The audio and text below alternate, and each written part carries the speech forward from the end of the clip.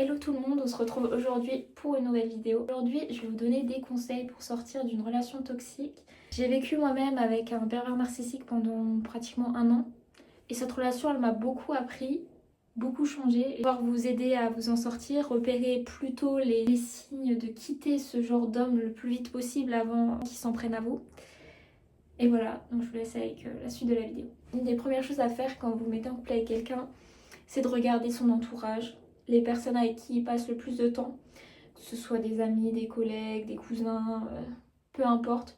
Mais regardez, si vous sentez pas les gens avec qui il passe la plupart de son temps, next. C'est qu'il se cache derrière quelqu'un qu'il n'est pas. Vous allez découvrir au fur et à mesure qu'il n'est pas cette personne-là, donc franchement, next. S'il retourne toujours les choses contre vous, c'est toujours de votre faute. Si vous faites ça, c'est parce que vous avez fait ça ou vous avez dit ça et tout. Tout le temps, tout le temps, tout le temps, tout le temps. C'est next.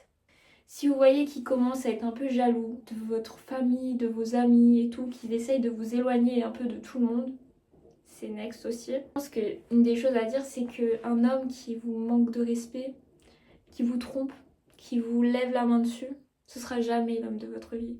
Et fuyez, fuyez tant qu'il est encore temps.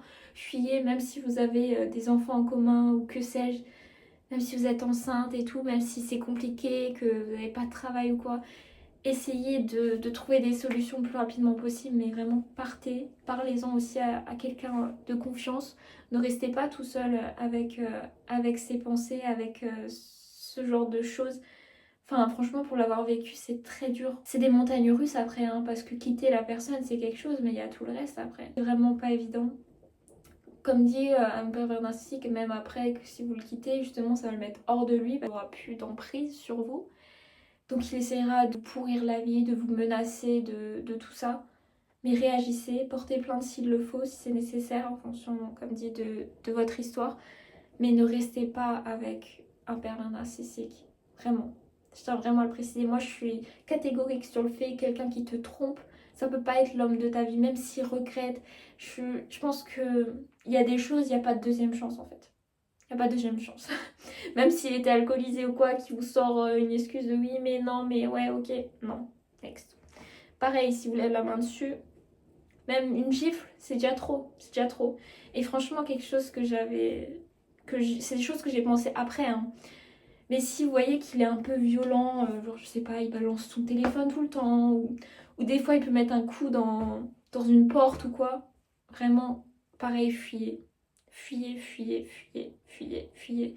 Parce que sinon vous allez vous retrouver un jour, la porte ce sera plus, ce sera plus une porte, ce sera vous en fait.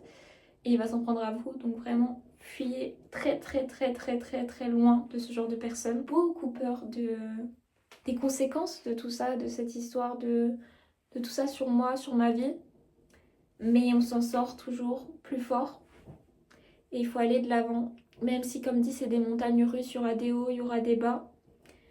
Mais je pense que c'est aussi important, après ce genre de relation, de faire un énorme travail sur soi-même, de réfléchir à ce qui s'est passé dans cette relation, des choses qui auraient dû m'alerter plus tôt, tout ça. Parce qu'en fait, si vous ne faites pas ce travail de fond sur vous-même, vous allez attirer à vous ce même genre de relation.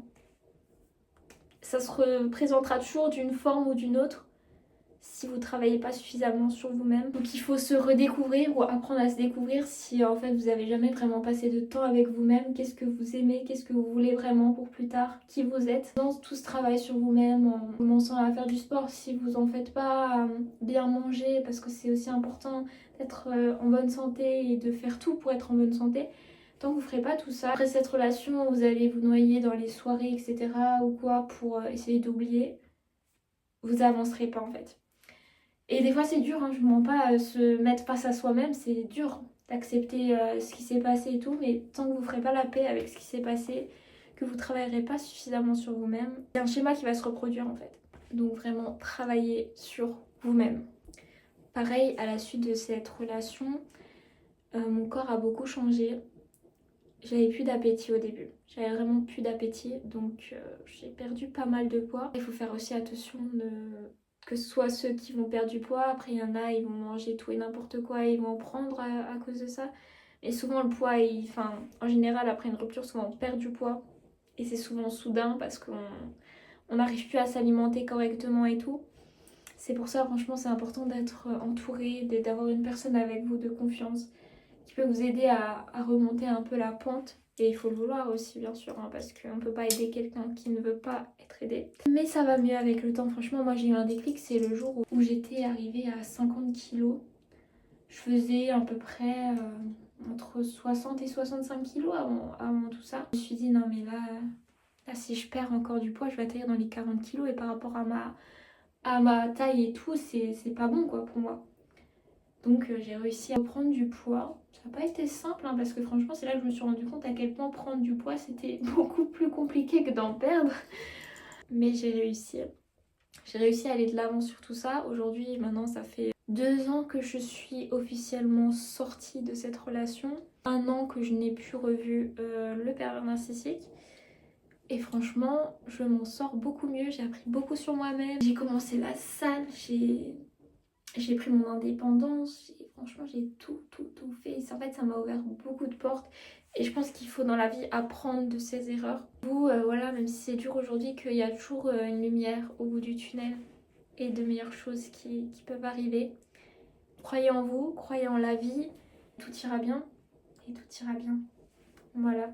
Je vous ferai peut-être une autre vidéo sur le sujet. Quand même que cette vidéo elle aura pu en aider certaines à aller de l'avant, à quitter cette personne et à vivre pleinement leur vie telle qu'elles en ont envie. Je vous dis à bientôt pour une prochaine vidéo.